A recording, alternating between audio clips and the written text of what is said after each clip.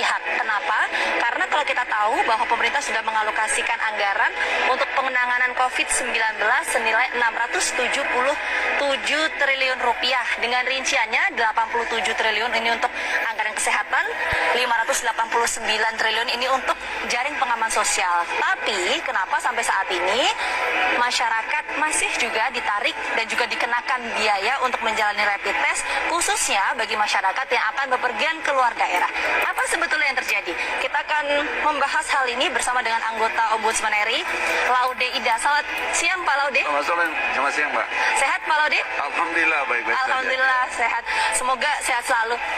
Pak Laude, kalau kita tahu ini kan sekarang banyak yang mendapatkan kritikan atau disoroti adalah mengenai alokasi anggaran senilai 677 triliun, tapi sampai saat ini masyarakat masih dikenakan biaya untuk rapid test.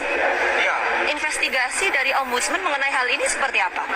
Pertama, teman-teman kami di Ombudsman, asisten saya di Ombudsman itu pernah melakukan investigasi berapa harga satu set alat rapid test sekitar 2 bulan lalu.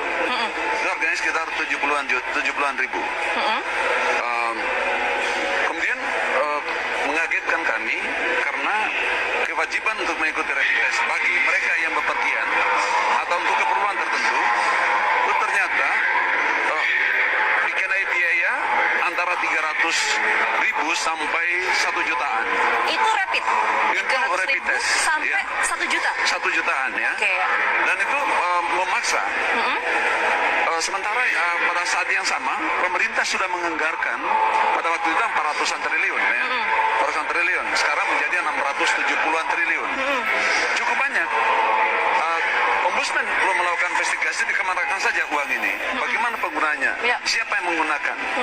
Apakah juga tidak termasuk biaya-biaya yang harus dilakukan atau dikeluarkan untuk melakukan rapid test? Itu belum ada investigasi bagi Ombudsman. Tetapi yang mengagetkan justru tadi, dan bahkan asisten kami yang baru pindah dari Jogja saja ke Jakarta, itu bayar rapid test sekitar 350.000 dan hanya memperoleh surat keterangan. Di beberapa tempat di Indonesia ini, di pelabuhan-pelabuhan, di mana-mana, di bandara, saya kira seharusnya menyiapkan rapid test secara gratis. Ya. Karena sudah dianggarkan oleh pemerintah. Dan yang individu yang punya kepentingan untuk bepergian tidak boleh ada biaya ekstra untuk itu, karena ini satu bisnis yang tidak berperi kemanusiaan, memanfaatkan kesempatan ketakutan orang, kecemasan orang untuk memperoleh keuntungan pribadi dan kelompok. Dari mana ada indikasi keuntungan itu, bagaimana Pak? Tidak, ini harganya 70.000 bisa di-charge menjadi 1 jutaan. Oh, artinya awalnya itu 75.000 atau 70.000, terus kemudian naik jadi 300.000 begitu? Iya, bisa menjadi 1.500% keuntungannya. Kalau 100% berarti 150.000. Kalau sudah 1 juta berapa itu? Kan 1.500%. Harusnya yang mewajibkan rapid test itu menyiapkan alat rapid test dan tidak boleh berbayar, gratis gitu. Pak, jadi intinya kesimpulannya adalah kecurigaan dari Ombudsman RI adanya ladang bisnis ini karena ada kenaikan harga dari 75.000 menjadi 300.000 atau 400.000 begitu. Itu kenaikan harga itu yang utama. Kemudian kedua, kenapa ini semua ada fenomena kan menjadi kesana kemari, bahkan surat keterangan itu menjadi bisnis tersendiri.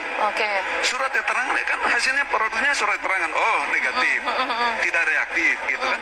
Itu bisnis tersendiri kan sebetulnya. Jadi ini menjadi sesuatu yang sangat ironis. Bisnis tersendiri untuk siapa, Pak? Ya, pebisnis medis tertentu. Pebisnis medis, khususnya alat-alat kesehatan COVID itu.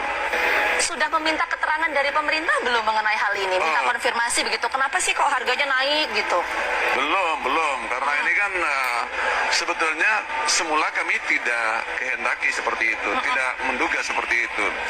Dan ini baru terjadi, marak akhir-akhir ini. Termasuk terus terang saya secara pribadi, termasuk ponakan saya mau balik ke Kendari ini minggu lalu, tes dulu dia 700.000. Ya. 700.000 dekat rumah. Jadi, wah, mulai saat itu saya bertanya, kenapa ini? Baru kemudian kita mulai angkat nih sekarang. Nah, kita mau lakukan rapat kan masih terbatas sekali sekarang ini kan. Nanti saya minta teman-teman di kantor juga barangkali untuk mengkoordinasikan satu rapat khusus ini melalui virtual meeting itu untuk mempertanyakan ini. Tapi ini sudah meresahkan masyarakat sekarang. Kita tahu di sejumlah daerah. Kapan itu Pak akan melakukan rapat virtual Nanti saya dengan ombudsman, pemerintah, dan pihak-pihak terkait untuk kemudian mengkonfirmasi hal ini? Saya akan koordinasikan dengan pimpinan. Itu keputusan pada tingkat pimpinan. Itu dia rekomendasi yang akan diberikan oleh ombudsman untuk fenomena atau kejadian atau kritikan semacam ini seperti apa Pak? Pertama, hentikan memperoleh keuntungan dari rakyat. Itu kan sekarang ini menyedot uang rakyat melalui pemasangan kewajiban itu dalam situasi yang sangat menakutkan di wabah corona itu. Itu yang pertama.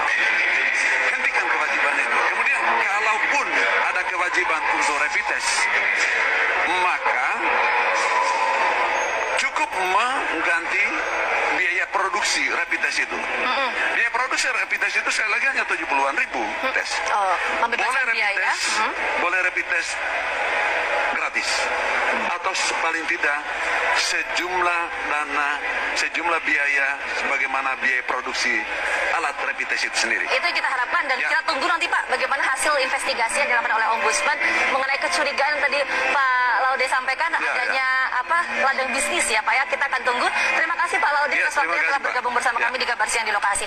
Itu tadi pemirsa sedikit perbincangan saya dengan anggota Ombudsman RI bahwa sampai saat ini pihak Ombudsman RI masih melakukan investigasi untuk mengetahui apa sebetulnya alasan dari peningkatan harga rapid test dari 70.000 sampai 300 bahkan sampai 400.000.